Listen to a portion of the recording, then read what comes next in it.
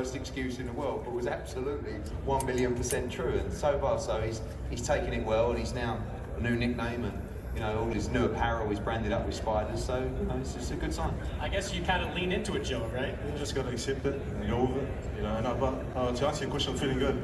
I've trained hard off season. I've been in Vegas for 7 weeks training with Kevin and the team, so I'm ready to go out there and perform well. Eddie, Joe put the pressure on you to get him back into that picture. How do you get Joe Parker back into that top level? Well, he's top. I mean, he's number 2 in the WBO. So obviously we have to see what happens with Anthony Joshua and Tyson Fury. What's due is the Kubrat Pulev mandatory in June, and then the Alexander Usyk mandatory in probably November, December. Alexander Usyk is fighting Derek Chisora in May, and anything could happen in that fight.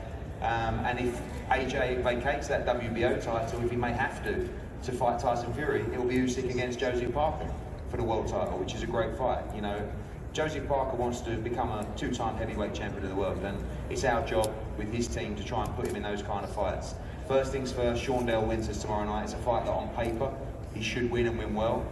In the heavyweight division with 2 guys that can really punch, anything can happen. He's got to be switched on tomorrow night, get the win. I see Joseph Parker as a massive part of the heavyweight division in 2020. Yeah, certainly a former champion. A lot of people still fans of Joseph Parker. I want to ask you one more thing about Fury potentially against Anthony Joshua. I think a lot of media members and fans get tired of writing about the process and how things get derailed by the politics of boxing. Obviously, 2 different promoters involved, 2 different networks involved. How confident are you that if both sides want the fight and can make the fight, you can deliver the fight? I think history will tell you when there's so much money involved in fights, they naturally happen. You had a fight with Fury and Wilder. You got a guy in Bob Arum and Al Heyman that don't particularly like each other, that have been taking pot shots at each other time and time again. And every now and again, an amount of money presents itself where all of a sudden Bob Arum and Al Heyman become really good friends.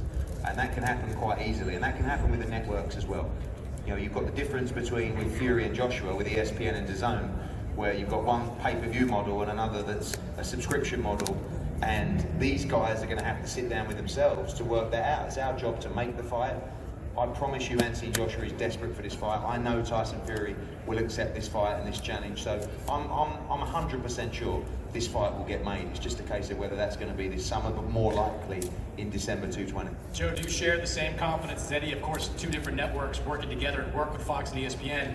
Can it work in this situation? He's been sort of doors open broadcaster. We're willing to get around the table with Eddie and the respective promoter on the other side and the other broadcaster and talk about how we might make that happen. And there's ways to make it happen. We're very open-minded on that, and we look forward to having those conversations. All right, I want to turn it back to the main event we have here on Saturday. You got Mikey Garcia jumping up again at welterweight. Eddie, you have, I've said this, I've written this before. I mean, I've chased girls in high school less than you chased Mikey Garcia. Like, you were just all over him for a long period of time. You get it. Is I got there. That's true.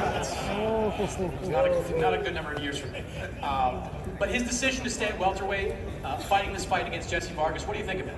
I just think Mikey Garcia is a guy that loves to be challenged. I mean, I sat down with him, 2 years ago to try and, I was telling him about DAZN. He was sort of looking at me like I was mad.